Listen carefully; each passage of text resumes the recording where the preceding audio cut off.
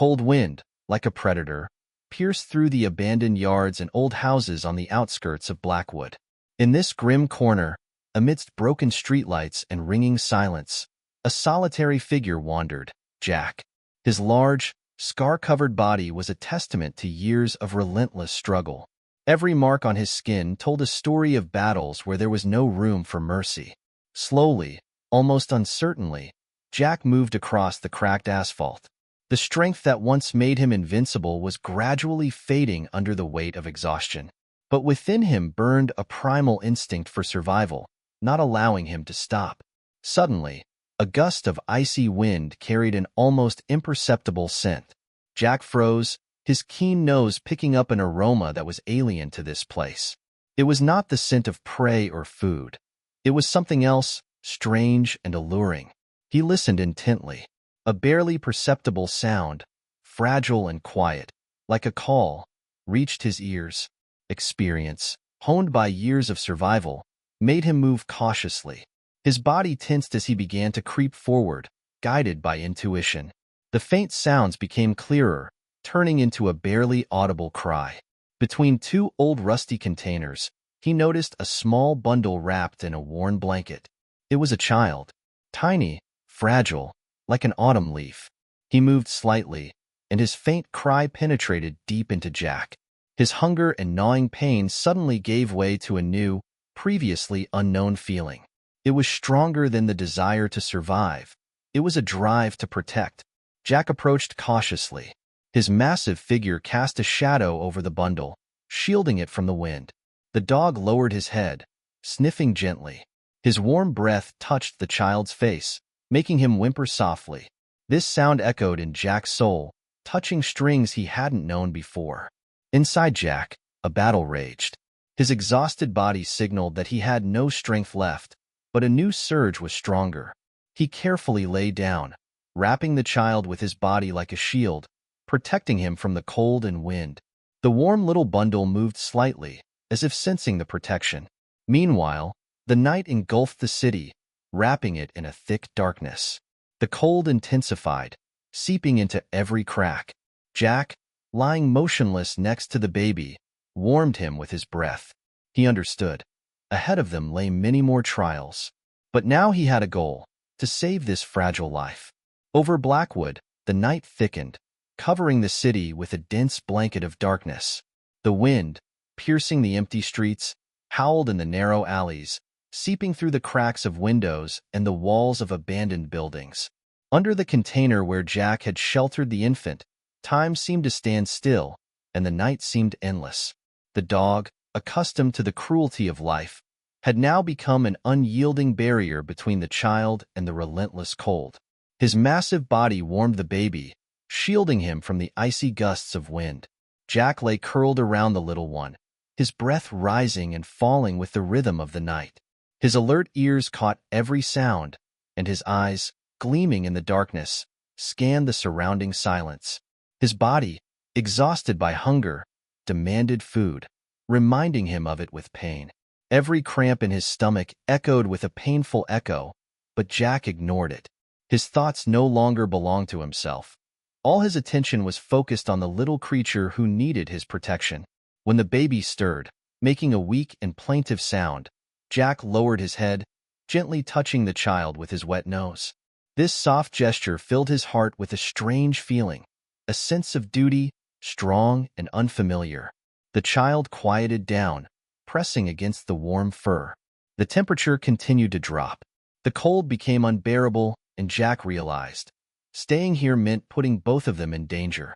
Gathering his last strength, he carefully grabbed the edge of the blanket with his teeth, lifting the child with incredible care. Now this was not just a heavy burden, but his only goal. Heavily rising, Jack took the first step. His paws trembled with fatigue, but he walked, slowly but determinedly. Around him was a ringing emptiness. Every step was a struggle.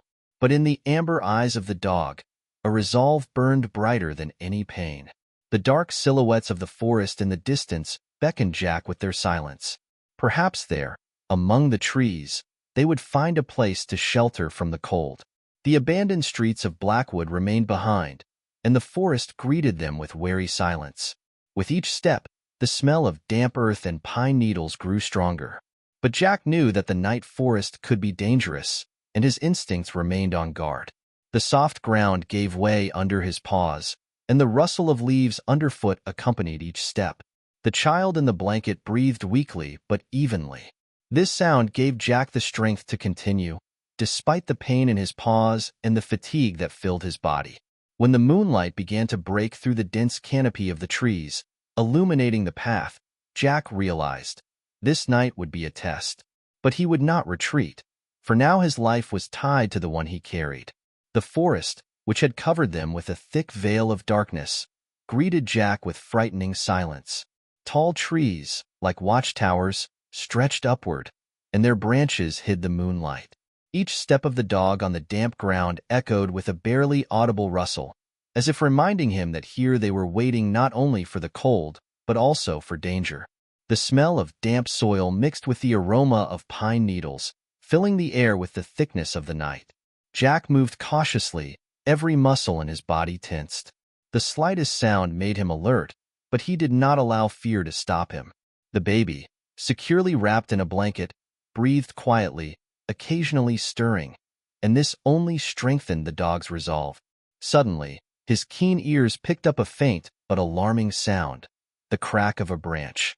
Freezing, Jack raised his head, his amber eyes peering into the darkness. Through the night's calm came a soft rustle, as if someone was moving among the bushes. Then, from the shadows, 3 pairs of glowing yellow eyes appeared. They were coyotes, lean, hungry, ready to attack. Jack slowly lowered the child to the ground, shielding him with his massive body. A low, guttural growl escaped from his chest. He knew the odds were against him, but he could not retreat. The coyotes surrounded him, moving in unison and cautiously. One of them lunged, testing the dog's reaction. Jack pounced forward, making the predator jump back. A second coyote took advantage of the moment and jumped from the side. Pain shot through Jack's side as sharp fangs sank into his flesh. He growled, but gathering his remaining strength, he threw off the attacker. Another predator tried to come from behind, but Jack was faster. His jaws clamped down on the enemy's neck, making it yelp and disappear into the bushes. The pack leader paused for a moment, assessing the situation. Their gazes met, and in Jack's eyes burned a determination capable of breaking any threat. One by one, the coyotes retreated, melting into the darkness. Jack, breathing heavily, stood motionless until he was sure the danger had passed. Wounded but unbroken, he turned to the child. The baby lay quietly, his breathing weak but steady. Jack carefully took the bundle in his teeth and, overcoming the pain, moved on. Ahead, he saw the outlines of an old cabin. It could be their shelter for the night. Morning broke through the dense branches of the trees, painting the forest in soft golden hues. Inside the abandoned cabin, Jack, lying on the cold ground, raised his head. His body ached, his wounds throbbed, but the child, wrapped in a blanket, breathed peacefully. This was the only thing that gave him strength. The silence of the forest was broken by the singing of birds, and the wind gently swayed the treetops. Jack did not relax his vigilance, listening intently to every sound beyond the cabin. Suddenly, his ears picked up a soft rustle. It was not the sound of a forest animal, but something else. He tensed, his eyes watching the entrance. At the threshold appeared a woman. It was Lauren Miller, who had decided to take a morning walk in the forest. Her gaze lingered on the cabin, and she cautiously approached. The door, creaking, opened slightly, and Lauren saw Jack. A huge dog, covered in scars, lay on the floor, covering something with his body. Her breath caught as she noticed the child. Lauren, without taking her eyes off the dog, slowly reached for her phone. "There's a child and a dog." Her voice trembled but sounded determined. "We need help. Hurry." Jack did not move, but his gaze followed every movement of the woman. When the sirens of the rescuers began to sound in the distance, he finally relaxed. Lauren, squatting down, looked him in the eyes. "You're a hero," she whispered. "Everything will be all right." The silence of the forest was shattered by the sound of sirens coming from afar. Red and blue lights reflected on the dew-covered ground as rescue vehicles made their way through the narrow forest path. Stopping at the old cabin, people in uniforms with flashlights and stretchers began preparing for the rescue. Lauren, standing at the threshold, waved to attract their attention. Her face expressed a mixture of relief and tension. "In here," she called, her voice slightly trembling but determined. The first rescuer, a middle-aged man with a tired but kind expression, cautiously entered. His gaze immediately fell on the huge dog lying on the floor. Jack, covered in scars and wounded, lay motionless, his amber eyes intently watching the stranger. A barely audible growl rolled through the room, but it was not a warning of attack, rather a request for understanding. "Carefully," Lauren warned, her voice softening. "He's protecting the child. He won't attack if you don't harm him." The rescuer slowly knelt down, not taking his eyes off Jack. "You did well, buddy," he said softly, his voice soothing. "Now let us help." Jack studied the man, his body remaining tense. However, when the rescuer carefully reached out his hand, Jack allowed him to approach. The man gently took the bundle with the child, wrapped in the old blanket. The baby whimpered softly, and Jack, following his instinct, leaned down and gently touched the blanket with his nose, as if checking that everything was okay. "He'll be all right," the rescuer said, looking into Jack's eyes. Lauren came closer, her eyes filled with tears. "You did the impossible, Jack," she whispered. "You're a true hero." The dog was carefully led out of the cabin. His paws trembled with fatigue, but he walked without resisting. At the parking lot at the edge of the forest, ambulances were waiting. The child, wrapped in a clean, warm blanket, was placed in an incubator inside one of the vehicles. For Jack, a place was also prepared, a mat and water. When the vehicle started moving, leaving the cabin and the dark forest behind, Jack raised his head. He saw the baby lying peacefully in the incubator, and only then did he allow himself to relax. His eyes closed, and his body finally gave in to the accumulated fatigue. Months had passed since the day Jack and the child, whom they named Thomas, found a new home. The cozy house of the Harpers stood on the outskirts of Blackwood, surrounded by a green lawn and dense trees. The spacious yard became the favorite playground for Thomas and his faithful friend. The morning began with the laughter of a child. Thomas, unsteadily moving, tried to reach Jack's ears as he lay on the grass. The dog patiently allowed the baby to pull his fur, his gaze remaining calm and attentive. Rachel, watching them from the kitchen window, turned to James with a smile. "I've never seen such devotion," she said. "Jack is not just a friend to Thomas. He's his guardian." James nodded, looking at the dog with admiration. "He saved him, risking his own life," he added. "I think it's a bond that nothing can break." On one of the sunny days, the family decided to take a walk to the old cabin in the forest. Jack walked beside Thomas, who held onto his leash, babbling in his baby talk. Reaching the cabin, the Harpers stopped. Jack froze, his gaze lingering on the familiar place. Memories flooded back, making him pause for a moment. Thomas, noticing that his friend had stopped, sat down next to him and, laughing, hugged his neck.